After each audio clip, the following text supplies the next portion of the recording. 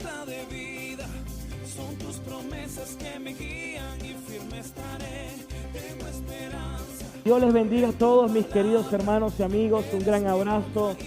Qué bueno que nos acompañen en esta mañana, en este día. Pueden tomar asiento. Sean todos bienvenidos a nuestra iglesia Ancla de Vida. Aprovecho también para saludar a todos los que nos acompañan en esta mañana. Si alguien viene por primera vez a nuestra iglesia, queremos darle la bienvenida. Qué bueno que nos acompañes por allá también, mi querido amigo. Bienvenidos a nuestra iglesia Ancla de Vida. No sé si por aquí también hay alguien que nos visita por primera vez. Y bueno, queremos presentarnos a su orden para cualquier ayuda, en todo lo que podamos servirle. Para eso estamos, para eso le servimos al Señor, para cuidar de su iglesia. Amén. Bueno, hoy quiero continuar, mejor dicho, con la serie que había comenzado el año pasado y que había hecho una pausa debido a los últimos domingos del año, diciembre. Quise compartir algunos mensajes puntuales, igual las semanas anteriores, pero hoy sí deseo darle continuidad a la serie expositiva que hemos venido desarrollando como iglesia, basado en el libro de Juan. Una serie expositiva del libro de Juan es que vamos estudiando capítulos a capítulos y nos vamos deteniendo en algunos versículos y vamos avanzando. Y eso hace que podamos ver el Evangelio de Juan como un todo. Amén. Creo que se está escuchando una canción de fondo, o no sé si quedó el piano encendido. Listo. Gracias. Y quería comenzar el mensaje de hoy con algo que le sucedió a Mahatma Gandhi, quien fue el líder de la India. Ya cuando ya estaba a poco de morir, vino uno de sus parientes cercanos y le hizo una pregunta a Gandhi. Maestro, tú has estado buscando a Dios toda tu vida. ¿Pudiste encontrarlo? ¿Pudiste al fin encontrarlo? Y la respuesta de Gandhi fue no, todavía estoy buscando. Repito, no, todavía estoy buscando. Y creo que en una u otra medida es más fácil para el hombre saber que sí, existe un Dios, y es más fácil para el hombre muchas veces incluso decir sí creo que hay que honrar a Dios. Al menos lo saben de aquí o lo suponen. Sin embargo, las mentes de los hombres se pierden, oigan esto, se pierden al buscar a Dios. Y si no fuese así, entonces, ¿por qué entonces existen tantas deidades fingidas? ¿Por qué algunos adoran a Alá, por ejemplo, a Mahoma, a Buda, a Krishna, por mencionar algunos?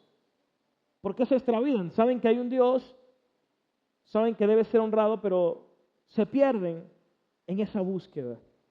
Bueno, el mensaje de hoy, quiero hacer la aclaratoria, es de ese mensaje o de esos mensajes que nos vamos a hacer la pregunta: ¿cómo Dios quiere que le honren? ¿Qué estableció Dios de cómo nosotros debemos honrarle? Es decir, no hay otra forma. Dios estableció la única forma para honrarle.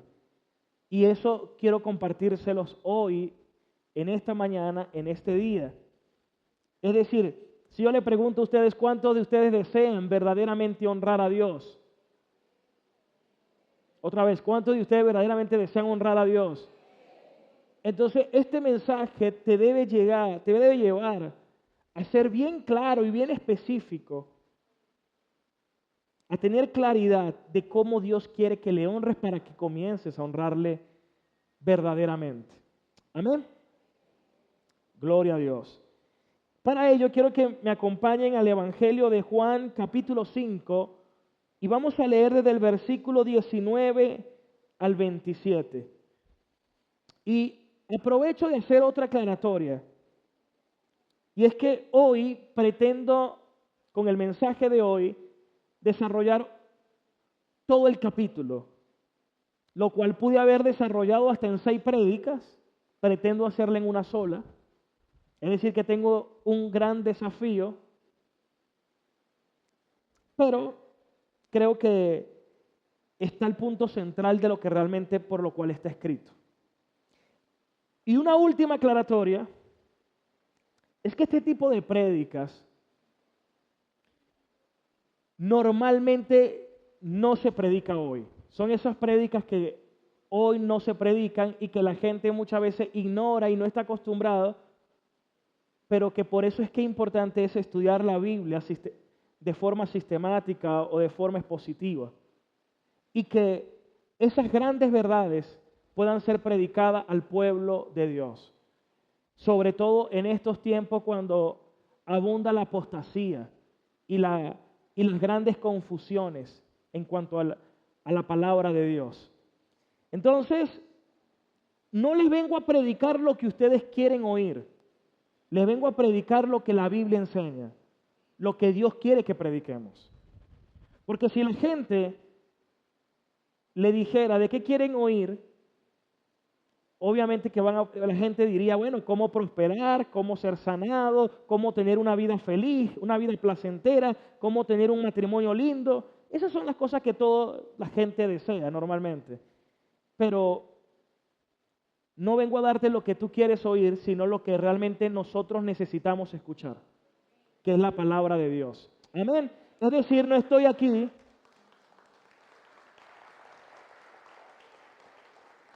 es decir, que mi compromiso no es entretener a nadie, mi compromiso es enseñar la palabra de Dios. Obviamente hay otros que sí les gusta entretener más y bueno, ya cada quien le va a dar cuenta a Dios. Pero eso no debe ser mi caso. Por eso, pero sí le oro a Dios, porque si ustedes comprenden este mensaje, escuchen esto, van a saber la única forma cómo Dios quiere que le adores y cómo Dios quiere que le honres, lo cual te va a conducir a tu propia salvación y a vivir la vida eterna precisamente con nuestro Dios. Bueno, ahora sí, no lo hago esperar más, vamos a Juan 5 del 19 al 27, amén. Vamos a leer la palabra del Señor, ahí lo tienen. Respondió entonces Jesús y les dijo, de cierto les digo, no puede el Hijo hacer nada por sí mismo, sino lo que ve hacer al Padre. Porque todo lo que el Padre hace, también lo hace el Hijo igualmente. Porque el Padre ama al Hijo y le muestra todas las cosas que Él hace. Y mayores obras que ésta le mostrará, de modo que ustedes se maravillarán. Porque como el Padre levanta a los muertos y le da vida, así también el Hijo a los que quiere da vida. Versículo 22, porque el Padre a nadie juzga, sino que todo el juicio dio al Hijo. Para que todos honren al Hijo como honran al Padre, el que no honra al Hijo no honra al Padre que le envió. De cierto les digo, el que oye mi palabra y cree al que me envió, tiene vida eterna y no vendrá condenación, mas ha pasado de muerte a vida. De cierto les digo, viene la hora y ahora es, cuando los muertos oirán la voz del Hijo de Dios y los que le oyeron vivirán. Porque como el Padre tiene vida en sí mismo, así también ha dado al Hijo el tener vida en sí mismo. Y también le dio autoridad de hacer juicio por cuanto es el Hijo del Hombre. Amén y amén. Hoy quiero compartir un mensaje que lleva como título La supremacía de Cristo. A lo largo del mensaje vamos a poder responder esta pregunta, ¿qué es la supremacía de Cristo? Es uno de los atributos de Dios, pero que muchas veces la gente ignora, que desconoce.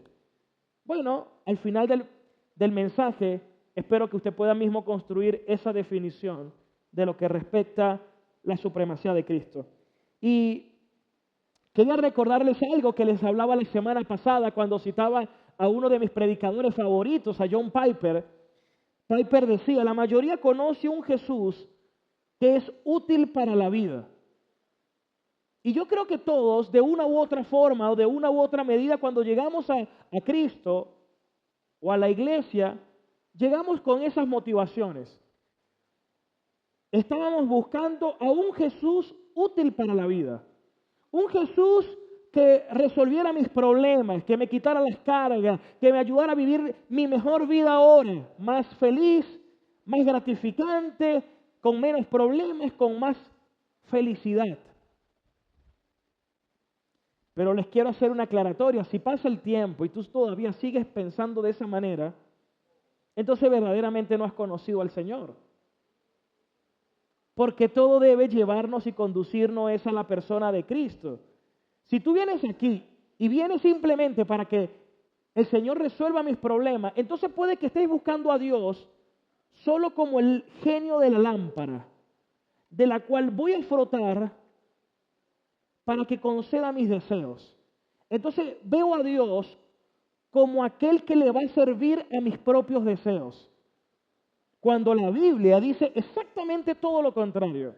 Porque la Biblia dice que tú no fuiste creado para ti mismo y Dios para servirte a ti. No, dice que fuimos creados por Él y para los propósitos de Él. Al fin y al cabo no es nuestros deseos, sino su voluntad. Como dijo el Señor Jesucristo, no se haga mi voluntad, sino hágase la tuya. Entonces, el punto es que lleguemos a cada día a que para nosotros la razón principal por la cual yo me congrego, por la cual sirvo, por la cual vivo, por la que vivo mi vida, debe ser para Dios y para su gloria. Creo que esa debe ser la razón por la cual nos reunimos cada domingo o cada día, es porque precisamente queremos que el Señor sea el centro verdadero de nuestras vidas. ¿Cuántos dicen amén?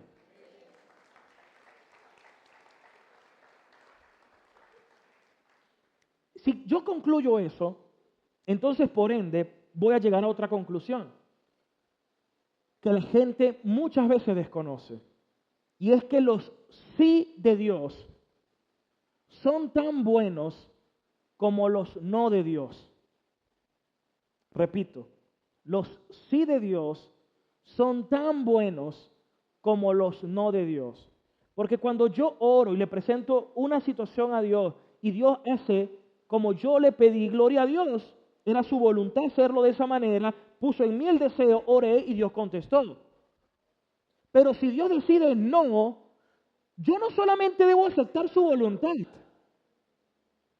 sino llegar a aceptarla con agrado. Hay momentos donde viene mi hijo y me pide, papá, dame esto o quiero aquello, y muchas veces le digo sí, pero otras veces le digo no. Y cuando le digo que no, o pone una mala cara, o se pone a llorar y termina poniendo una mala actitud. A veces llora, a veces hace una pataleta, pero mi tarea como padre es decirle, hijo, esa no debe ser tu actitud. Porque al fin y al cabo, si hago esto o no hago esto es por tu propio bien. Nosotros muchas veces tomamos la misma actitud. Y a veces queremos que le ordenara a Dios y que Dios tiene que hacer lo que nosotros queremos. No, y gloria a Dios, porque somos imperfectos, pecadores y con una vista corta. Debemos aprender a confiar que sí lo sabe todo, que sí lo conoce todo, que es soberano, que sí es perfecto. Gloria a Dios, Señor, que no se hace lo que yo quiero, sino lo tuyo, porque realmente lo tuyo sí es bueno, agradable y perfecto, mientras que lo mío no. ¿Cuántos toman esa palabra? Entonces, los sí de Dios son tan buenos como los no de Dios, y cuando suceda su voluntad, no solamente debo aceptarla, sino aceptarla con agrado. Que yo pueda llegar a decir como decía David, el hacer tu voluntad, Señor, me ha agradado. por cuanto tu ley está en medio de mi corazón. Eso no es tan fácil, porque nuestro corazón es perverso y engañoso, dice Jeremías 17:9. Y el corazón quiere imponer, y el corazón tiene sus deseos. ¿Y cuántas veces escuchamos aquella expresión? Deja que tu corazón te guíe. Imagínense, un corazón perverso. Gloria a Dios, tengo la palabra de Dios, gloria a Dios, tengo la escritura. Y puedo ir a su voluntad y decir, Señor, no es mi voluntad, sino la tuya la que realmente necesito. Lo que yo no puedo ver, lo que yo no me puedo dar cuenta, porque tú me amas y tu voluntad, tus decretos son mejores y mayores que lo nuestro.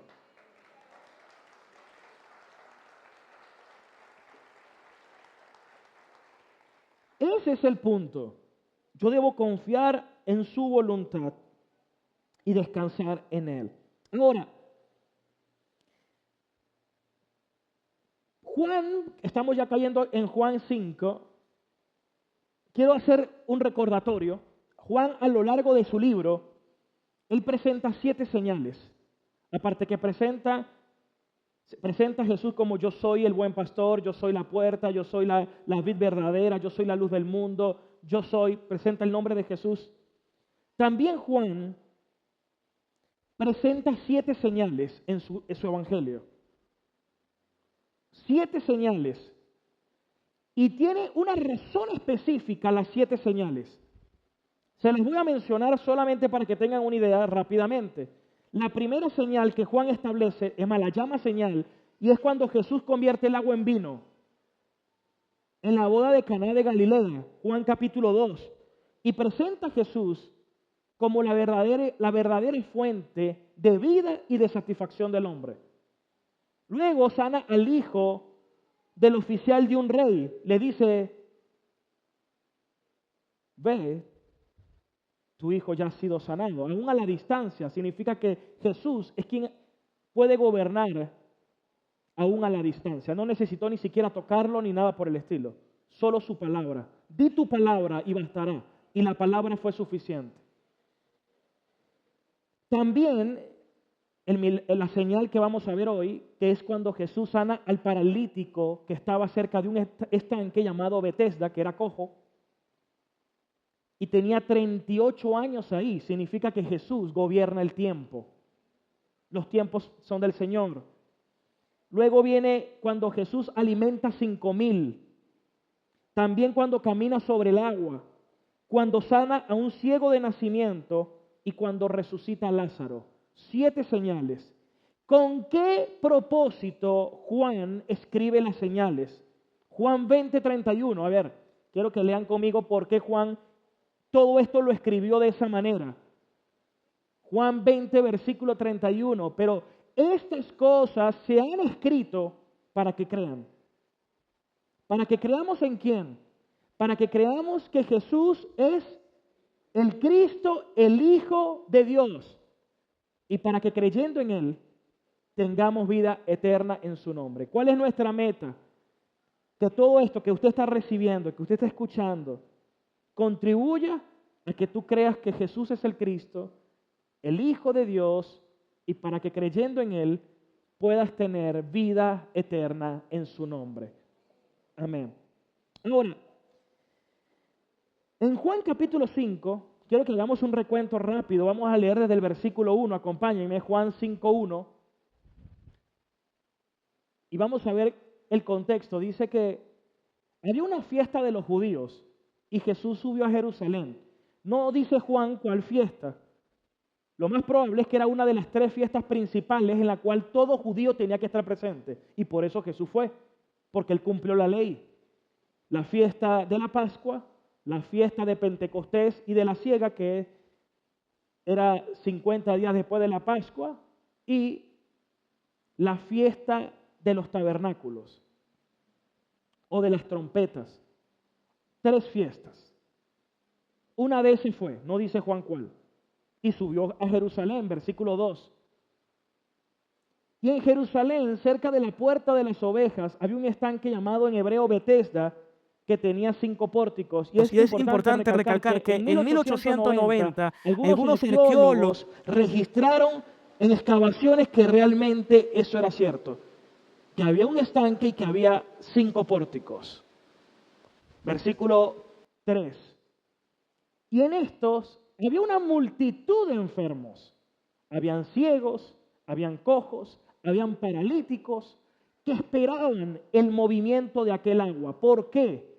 Porque había una creencia que aparece en el versículo 4, vamos a ver, que un ángel descendía de tiempo en tiempo al estanque, agitaba el agua, y el primero que descendía al estanque del movimiento del agua quedaba sano. No dice que era así, era una creencia. Por eso, en algunas versiones, este texto no aparece, sino que aparece como un asterisco porque fue añadido por un copista. Eso es lo que se conoce como parte de la crítica textual. Sin embargo, ese es un tema que no voy a abordar ahorita. Pero sí aparece para que supieran por qué razón estaba un cojo allí esperando un movimiento en las aguas, porque tenía o pensaba que si llegaba iba a ser sano. Versículo 5. Y había allí un hombre que hacía 38 años que estaba enfermo. 38 años. Tengo 37, es decir que era toda mi vida, más un año más allí, este hombre. Versículo 6. Señor, versículo 6. Cuando Jesús lo vio acostado y supo que llevaba mucho tiempo, le dijo, ¿quieres ser sano? Versículo 7. No tengo quien me meta en el estanque cuando se agite el agua, y entre tanto yo voy y otro desciende antes que yo. Versículo 8. Y aquí viene el punto central. Jesús le dice, levántate, toma tu lecho y anda. El hombre fue sanado, el paralítico pudo andar, y luego agarra la camilla, que era su lecho, y comenzó a andar. Cuando los religiosos se dan cuenta de esto, de que está arrastrando el lecho, comienzan a cuestionarlo. ¿Por qué estás levantando tu lecho? ¿Acaso no sabes que eso está prohibido en un día de reposo? En lo que él dice, el que me sanó me dijo, levántate, toma tu lecho y anda. ¿Y quién es ese? Y dice que no sabía porque ya Jesús se había ido entre la multitud. Sin embargo, más tarde luego se lo consigue y Jesús le dice, no peques más para que no te ocurra algo peor. Él había sido sanado, pero todavía no había sido salvado.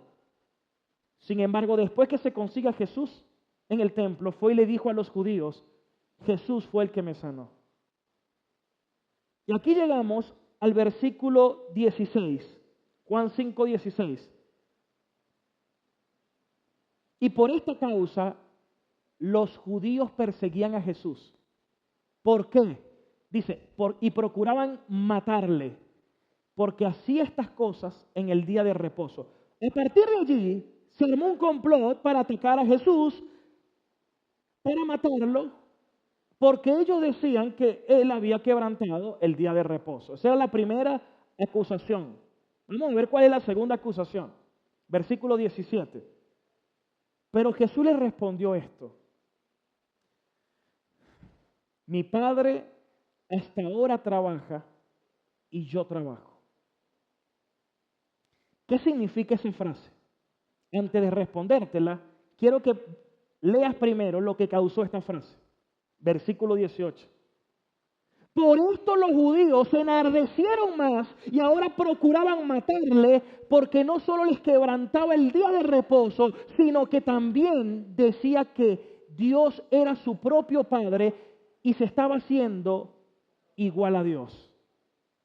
Ahí están las dos acusaciones. Vamos a examinar las dos. Primera acusación. Lo atacaban diciendo que él quebrantaba el día de reposo. Esa acusación es falsa.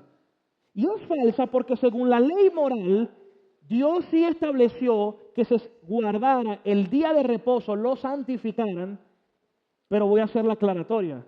El mismo Señor Jesús dijo que Él hizo el reposo, el día de reposo, para el hombre, no para Él.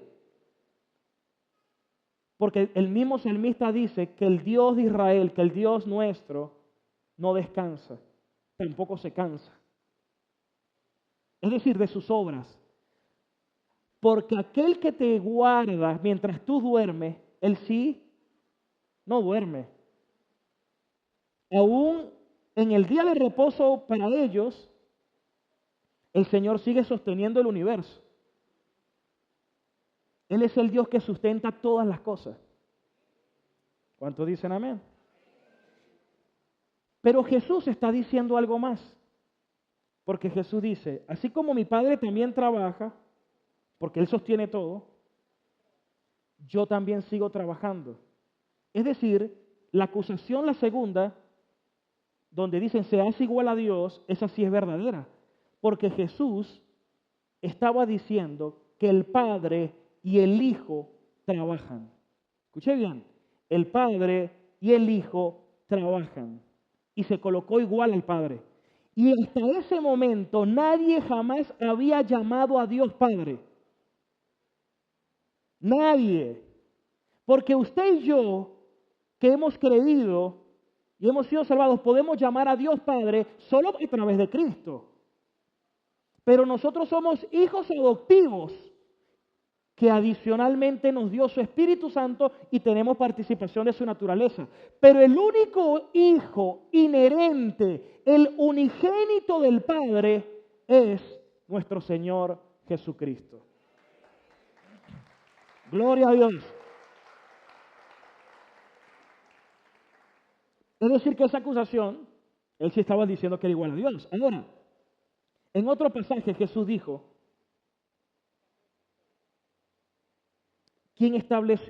parafraseo, quien estableció el día de reposo fue Dios. Jesús dijo, yo soy el Señor del reposo. Yo soy el Señor del día del reposo.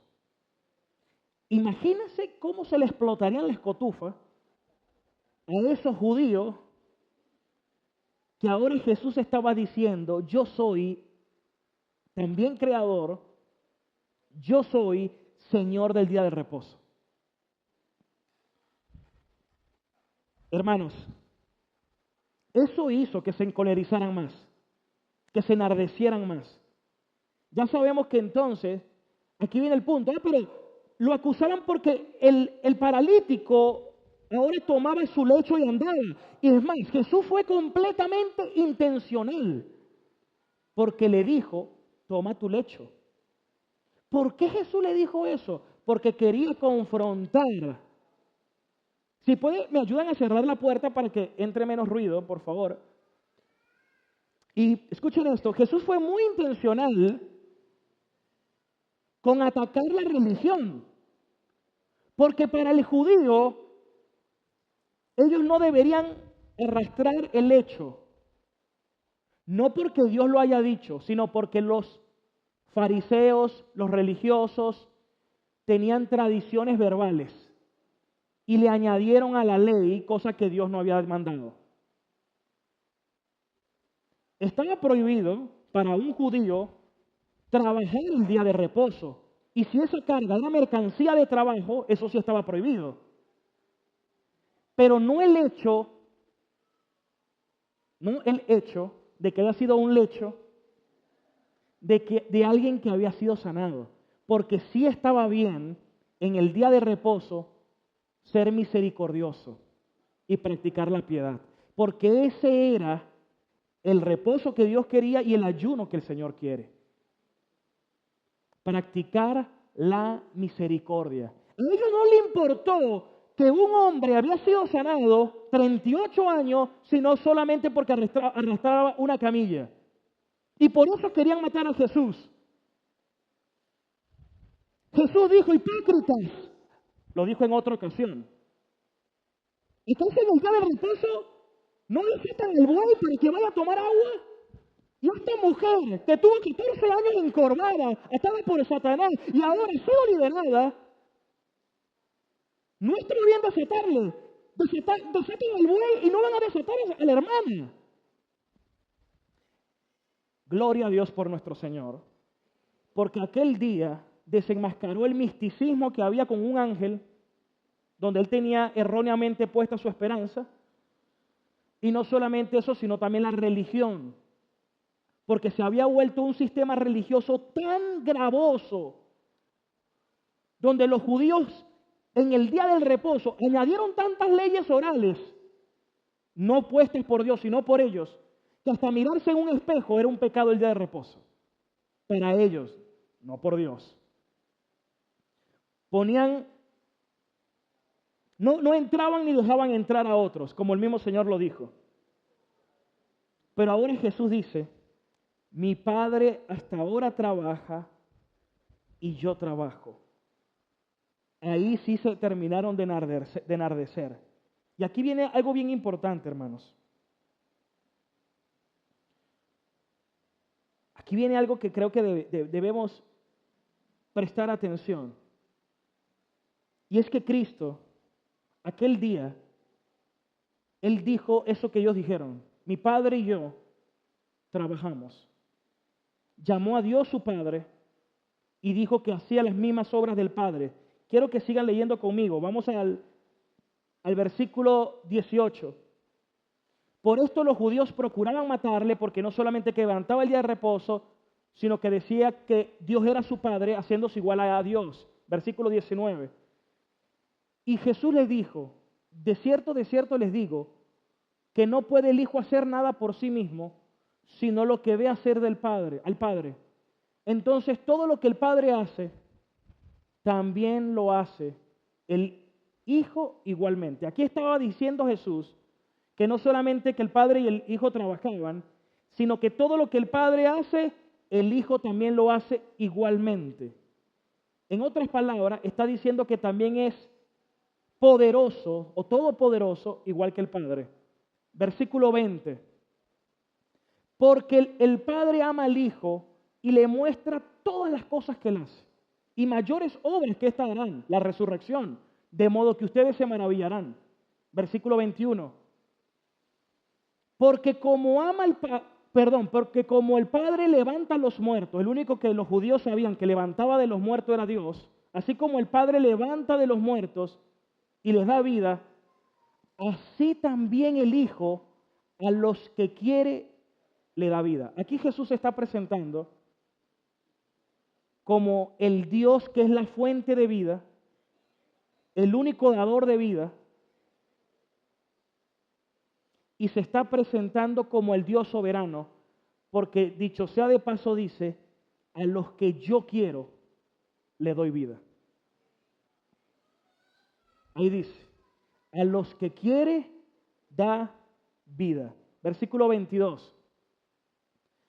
Porque el Padre a nadie juzga, sino que todo el juicio se lo dio al Hijo. ¿Ustedes sabían eso? Que en el día del juicio quien juzgará es el Hijo. Ahí lo dice el texto. Es más, el judío sabía que el único que puede juzgar es Dios. Pero es porque en Daniel, quiero que me acompañen a Daniel, capítulo 7, versículo 13 y 14, el profeta Daniel hablaba de un Mesías, del Hijo del Hombre. Miraba yo en la visión de la noche y aquí con las nubes del cielo venía uno como un hijo de hombre. Por eso Jesús siempre se llamaba, esa era una de sus frases favoritas para referirse a sí mismo, el Hijo del Hombre.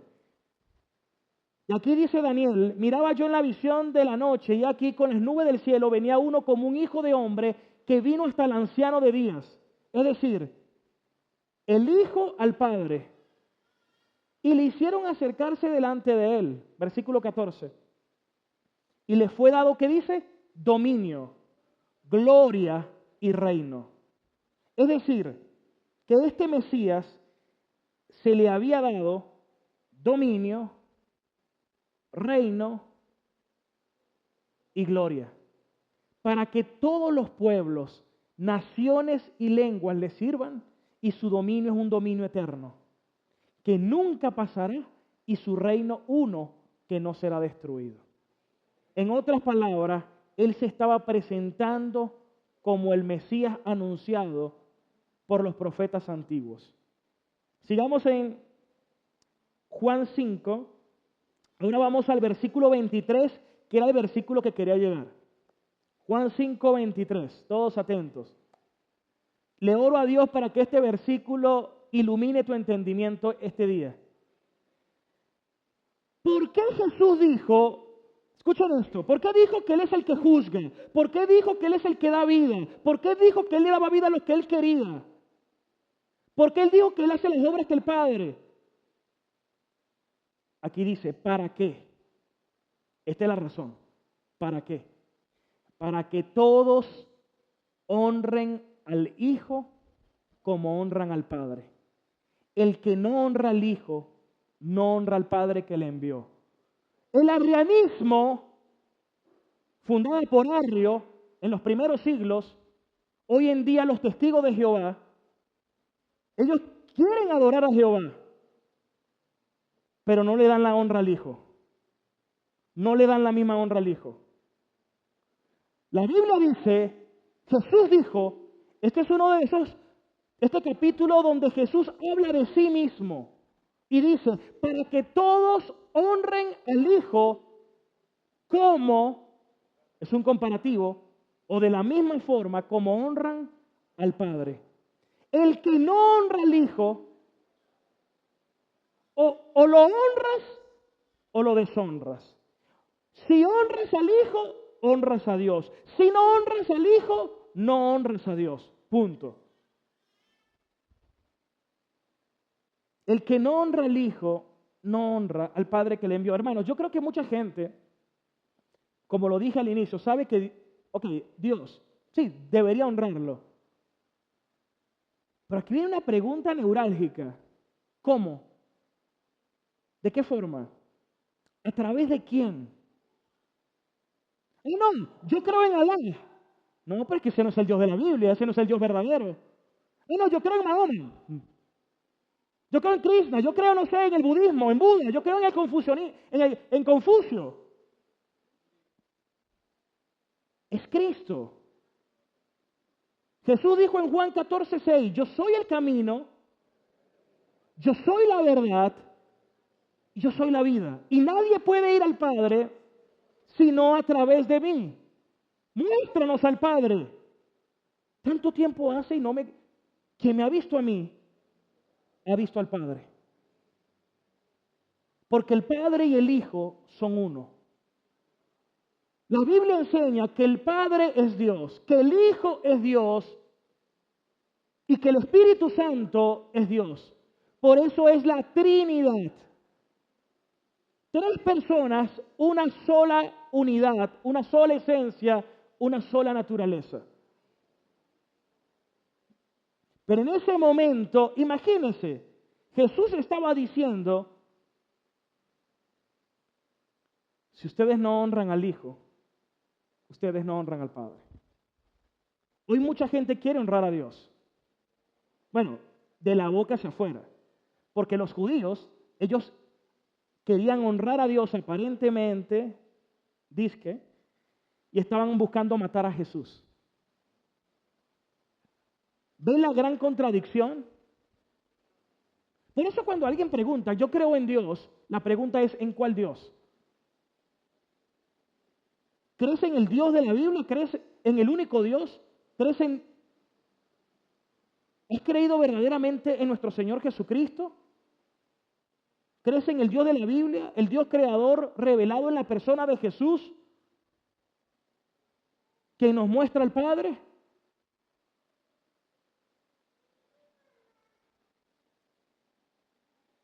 Hoy muchos rechazan el Evangelio y rechazan a Cristo y vuelven a las raíces hebreas. No ven a Cristo. Lo mismo que dijo Pablo en 2 de Corintios 3. Dice, cuando leen el Antiguo Testamento, vamos a leer 2 de Corintios 3, ese texto exactamente. 2 de Corintios capítulo 3, donde Pablo habla del Antiguo y del Nuevo Pacto. Y dice que aquellos que somos ministros del Nuevo Pacto, que predicamos a Cristo, que predicamos la gracia, que predicamos el Evangelio,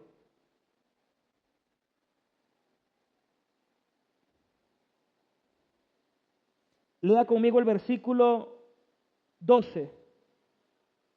2 de Corintios 3:12. Así que teniendo tal esperanza, usamos mucha franqueza. Vamos para el 13. Para el 13. Y no como Moisés, que ponía un velo sobre su rostro para que los hijos de Israel no fijaran la vista en el fin de aquello que iba a ser abolido. ¿Qué iba a ser abolido?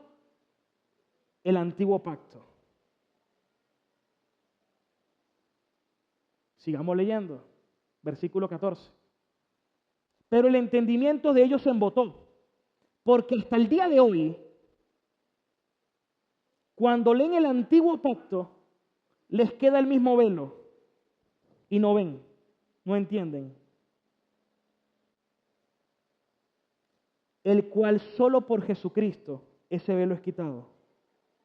Porque muchos de ellos leen el antiguo pacto sin ver a Cristo, porque tienen un velo puesto. El único que puede quitar ese velo es nuestro Señor. A los que Él quiere, es su gracia soberana. Toda la gloria sea para Él.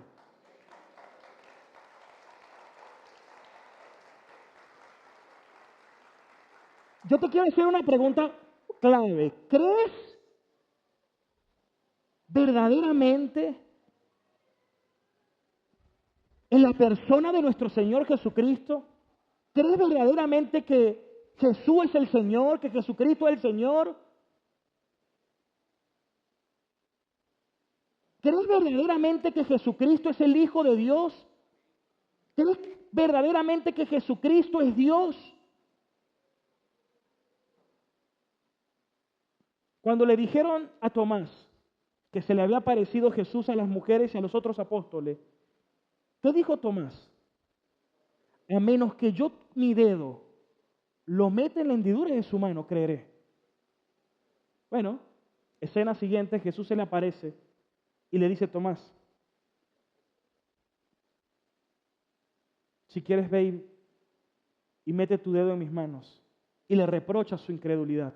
¿Sabe qué hizo Tomás? Cayó de rodillas y le adoró y le dijo: Señor mío y Dios mío. Llegará un día, ya para muchos será demasiado tarde, cuando toda rodilla se doble y cuando toda lengua confiese que Jesucristo es el Señor también del Antiguo Testamento. ¡Aleluya! ¡Gloria a Dios! Hermano, este es un mensaje fundamental de la fe cristiana, cardinal, pero que no se predica hoy en día. Y muchos enseñan es un sistema religioso, incluso círculos evangélicos. Por ejemplo, está de moda en enero las primicias, los pactos. Entonces, si tú no das primicias, no te va a ir bien. Entonces tú estás sujetando la bendición al dinero y al dar. Hermanos, en el antiguo pacto, el pueblo de Israel, en la ley ceremonial, debía participar en la fiesta. Nosotros no. Si fuese así, tendríamos que ir a Jerusalén al menos 3 veces al año. Pero esa fiesta era para judíos. Y los gentiles que formamos la iglesia con los que creyeron del judaísmo a Cristo y los gentiles incorporados, no se colocó tal tarea, sino la gracia, la preciosa gracia, porque los méritos ya los cumplió Cristo. Cristo cumplió la ley por mí. Él es el sustituto perfecto. Y dice Efesios 1:3, alabado sea Dios, que nos bendijo con toda bendición espiritual, toda. No, entonces, no, si tú no das, entonces no vas a ser bendecido. Es un sistema religioso. No, si tú no tienes mi bendición, no te va a ir bien. Porque yo soy el ungido de Jehová. Hermanos, en Cristo, gracias al nuevo pacto, la promesa de Deuteronomios 30, de Jeremías 31, de Ezequiel 36, era que en el nuevo pacto el Señor nos daría su Espíritu Santo y íbamos a ser ungidos con el Espíritu. En la iglesia hoy en día, si tú eres verdadero cristiano, ya tú has sido ungido por el Espíritu Santo, por ende todos somos ungidos del Señor. lamentablemente hoy en día hay un sistema religioso que ha hecho y hace muchísimo daño. En vez de predicar a Cristo, en vez de predicar el Evangelio. Pero como el corazón del hombre es legalista, a la gente le gusta eso. ¿Cree que porque, no, como yo sí, no, yo sí llamé, ya yo llamé a la televisión por el milagro, no, ya yo di la ofrenda. No, hermanos, yo doy la ofrenda, primero entendiendo que yo lo que soy es un mayordomo, porque todo le pertenece a Él. Segundo, yo debo honrar, por supuesto, de todo lo que Dios me da, poner algo aparte. Eso lo dice la Escritura y los apóstoles lo enseñaron. Pero no es volver al judaísmo ni al legalismo. Yo doy por cuanto el Espíritu Santo mora en mí y Él hace producir en mí lo que es agradable. Él hace que ahora yo pueda ser generoso, servir, vivir para Dios, por amor a Dios, cosa que sin Dios jamás hubiera podido hacer por mis propios medios. Por amor, por gratitud, estoy comprometido con Cristo, con su obra. Y eso es mayor. Porque cuando usted lee el libro de los Hechos, usted ve que los hermanos son más generosos. Y hasta viven con mayor liberalidad. Pero lamentablemente hoy siguen imponiendo carga y haciéndole daño a muchísima gente. En el pasado fui partícipe de eso, estaba en ignorancia, pero el desconocimiento de la ley no nos exime de culpa, hermanos. Esa es la verdad.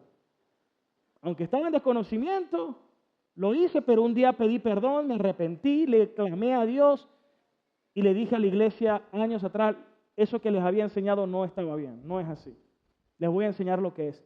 Aunque yo sé que habrá gente que se irá, no le va a gustar porque les gusta, pero eso no es el Evangelio y yo no estoy aquí para complacer a los hombres, sino para agradar primeramente al Señor.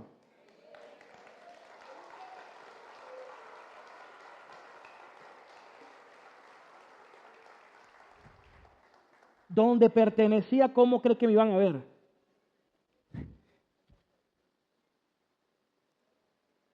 Deseándome lo peor. Porque para ellos les gustaría verme enfermo, muerto, que la iglesia no se sostenga, para decir, ¿ves lo que le pasa? El que se mete con el ungido de Jehová. ¿Sí me está cantando la idea, hermano? Porque ese es el corazón terrible del hombre. No, hermanos. ¿Pero qué nos enseña Cristo?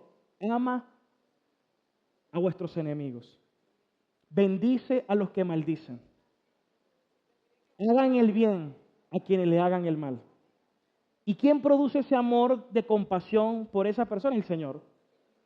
Por eso, Señor, sigue cada día transformándome y enséñame a amar.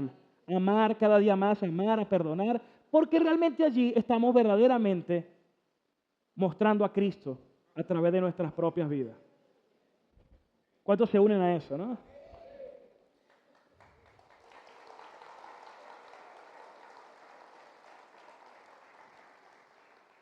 Retomando el versículo, mis hermanos, nadie puede ser salvo si no cree en Jesucristo, si no cree que Jesucristo es Dios. Porque Jesús dijo claramente, el que honra al Hijo, honra al Padre. El que no honra al Hijo, no honra al Padre. El que no honra al Hijo, no honra al Padre que lo envió. Negar la deidad de Cristo es pisotear su honor. ¿Por qué? Porque ya Moisés lo había anunciado. Miren lo que había dicho ya Moisés en el Antiguo Testamento. Y Jesús se lo reclama. Deuteronomio 18:15. Ya Jesús, en ese capítulo Jesús se lo reclama. Jesús dijo, Moisés los acusará. Perdón, me emocioné un poquito. Y se escuchó duro, ¿no? Escuchen.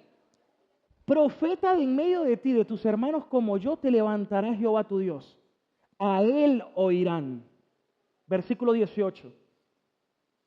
Ellos sabían desde el Antiguo Testamento que vendría un profeta, que así como Moisés los había liberado de la esclavitud de Egipto, este también los liberaría. Solo que ellos esperaban un profeta que los liberaría de Roma. Pero Jesús vino a liberar verdaderamente nuestras vidas de la esclavitud del pecado. para darnos verdadera vida y salvación eterna.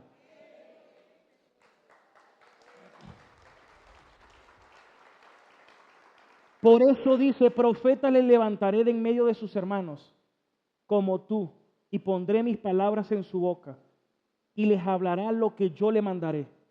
Por eso Hebreos, si no han leído Hebreos, hermanos, bueno, es una joya, todos deben leerlo. Hebreos 1 comienza diciendo, Dios, habiendo hablado en otro tiempo a través de los profetas, vamos a leerlo desde el 1, allá arriba, Hebreos 1:1. Luego dice, en estos postreros tiempos, Dios habiendo hablado muchas veces y de muchas maneras en otro tiempo. En otro tiempo. Es por eso que los evangelios dicen que los profetas eran hasta Juan el Bautista. Porque hasta Juan el Bautista fue el último que anunció la venida del gran profeta, de Cristo. Quien cumple los 3 oficios del ungido del Antiguo Testamento: rey, profeta y sacerdote. Él es el rey el rey de reyes, señor de señores. Él es el sumo sacerdote según el orden de Melquisedec, y él es el gran profeta anunciado por el Antiguo Testamento. Por eso Jesús dijo, bueno, ya le voy a decir lo que Jesús dijo. Dios, habiendo hablado muchas veces y de muchas maneras en otro tiempo a los padres por los profetas, versículo 2. Versículo 2, en estos postreros días nos ha hablado, y mire cómo aparece en participio pasado, nos ha hablado, ya habló, y no le puedes añadir a lo que Jesús añadió. No, es que te tengo una palabra fresca, ya va, ¿cómo que fresca? Si toda la Biblia, la palabra es viva y eficaz, toda la palabra es fresca, no, algo nuevo. Entonces, esto no, cuando toda la Escritura es inspirada por Dios, a fin de que el hombre sea perfecto. La Escritura, bueno, aquí tengo la Biblia, pero usted tiene su Biblia. La Escritura te hace perfecto, no necesitas algo más. Y dice, enteramente preparado para toda buena obra. Enteramente, no le falta nada. A ver, si te dijera, no, te puede ayudar, a fin de que seas perfecto, enteramente. Versículo 3, el cual siendo el resplandor de su gloria, aquí se está refiriendo a Cristo, el cual siendo el resplandor de su gloria y la imagen misma de su sustancia, es quien sustenta todas las cosas con la palabra de su poder, el verbo de Dios. Habiendo efectuado la purificación de nuestros pecados, escuché bien, ¿de quién está hablando? De Cristo, quien derramó su sangre para perdón de mis pecados y se sentó a la diestra de la majestad de las alturas. ¿A quién se está refiriendo?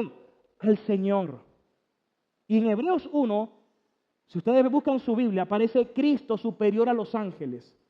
Y en el 3 dice Cristo superior a Moisés. Cristo más grande que el templo, como le dijo a aquellos. Sepan que uno más grande que el templo está aquí. Por eso, esto es la supremacía de Cristo. Primera de Juan, capítulo 5, versículo 12. Juan dice, Primera de Juan 5, 12.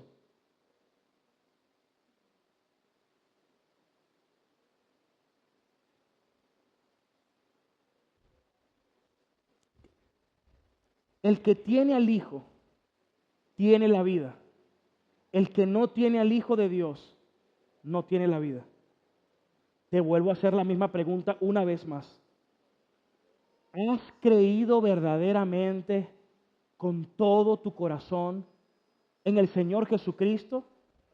De que siendo Dios se hizo hombre, se humilló, vivió una vida perfecta y se humilló hasta la cruz para morir por tus pecados, por mis pecados, por tus transgresiones, por mis transgresiones.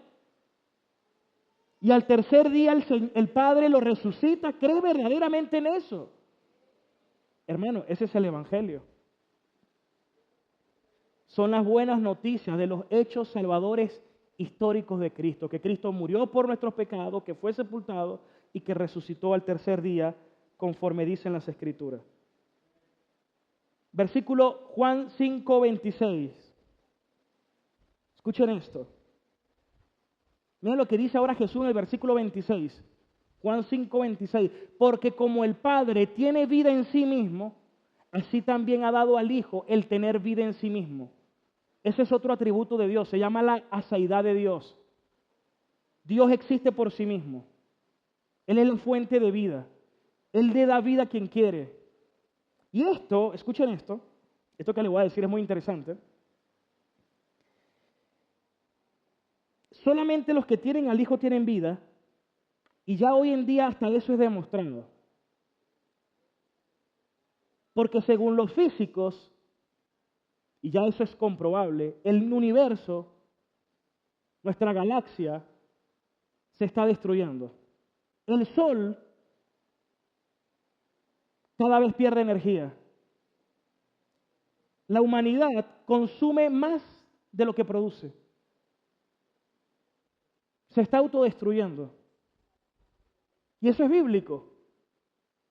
Porque según la segunda ley de la termodinámica, todo va a terminar en un caos y en un desastre. Jesús dijo que el cielo y la tierra pasará, pero su palabra jamás pasará.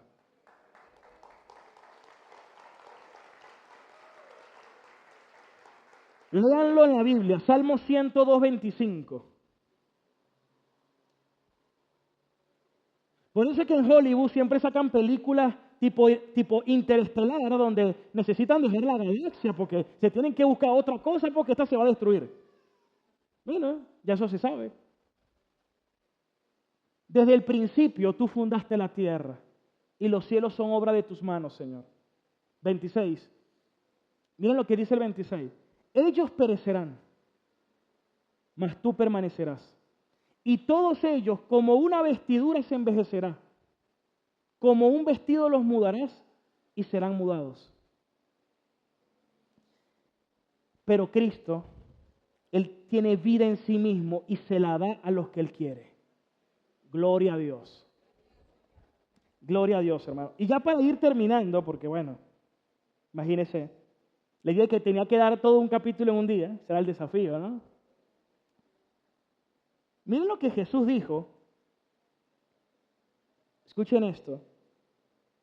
Lo que Jesús le dijo en el versículo 39. Juan 5:39. Y lo vamos a leer en la Nueva Versión Internacional. Juan 5:39. En la Nueva Versión Internacional dice, ustedes le está hablando a los judíos, ellos desde niños aprenden la Torá, de memoria incluso. Y les dice, ustedes escudriñan las Escrituras. Ustedes lo hacen. Y dice, porque ustedes piensan que en la Escritura está la vida eterna. Les vengo a decir algo. La Escritura, desde Génesis hasta Malaquías, porque en ese momento era la Escritura, el Antiguo Testamento, ellas dan testimonio de mí. De quien habla Moisés, de quien habla Daniel, de quien hablan los profetas, es de mí. Ellas son las que dan testimonio en mi favor. Versículo 40. Sin embargo, ustedes no quieren venir a mí para que yo les dé vida eterna. Versículo 41. La gloria humana no la acepto. Versículo 42. Pero ustedes los conozco y sé que no aman realmente a Dios. Él todo lo sabe y todo lo conoce. Versículo 43. 43. Dice, yo he venido en nombre de mi Padre y ustedes no me aceptan. Pero si otro viniera por su propia cuenta, a ese sí lo aceptarían. Sigamos leyendo. ¿Cómo va a ser posible que ustedes crean si unos a otros se rinden gloria y no buscan la gloria que viene del Dios único? Versículo 45. Pero no piensen que yo he venido o que yo voy a acusarles delante del Padre. No. Su acusador es Moisés, en quien tienen ustedes puesta su esperanza. 46. Si le creyeran a Moisés, me creerían a mí, porque de mí escribió Moisés. Superior a Moisés, superior a los ángeles, superior al templo, superior. Por eso es que Pablo dice en Colosenses 1 que la preeminencia es Cristo, la supremacía es Cristo. Él dijo, antes de que Abraham fuese, yo soy. Abraham me vio y se gozó. Por eso aquel versículo de Hebreos que dice, ¿cómo descuidarás una salvación tan grande? No te está hablando de perder o no perder la salvación. De lo que está hablando ese versículo es, si ustedes no oyeron a Moisés y terminaron pereciendo en el desierto, imagínense lo terrible si ustedes no oyen a Cristo. Eso es lo que dice ese versículo. Porque eso es lo que habla Hebreos. Que así como perecieron algunos en el desierto, así le pasará a aquellos que rechacen a Cristo. Porque rechazar a Cristo es blasfemar contra Dios. Hoy muchos judíos, al igual que en aquella época, rechazan a Cristo. Están blasfemando contra Dios. Y lo mismo le ocurre a todo aquel que rechaza a Cristo. Él es la piedra angular del templo. Y concluyo con esa palabra. El que tiene el Hijo, tiene la vida. Y culmino con esta frase de A.W. Tozer. Con el Salmos 2.12. Escuchen esto. Un teólogo decía lo siguiente: por lo tanto, nunca encontraremos al Dios verdadero sino en Cristo, ni le adoraremos correctamente sino besando al Hijo, como David nos dice en el Salmo 2.12, porque este es un salmo mesiánico, refiriéndose a Cristo. Y mira cómo dice: bésenle los pies, no sea que se enoje y sean destruidos en el camino, pues su ira se inflama de repente. Pero dichosos los que en Él buscan refugio. Dichosos los que en el Señor buscan refugio.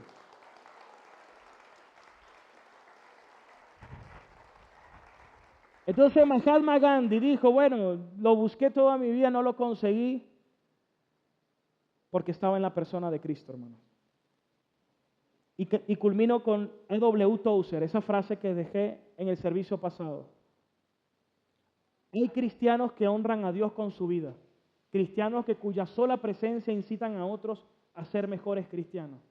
Quiero ser esa clase de cristiano. Y esa es una meta que tengo también. Quiero que mi vida como cristiano honre a Dios.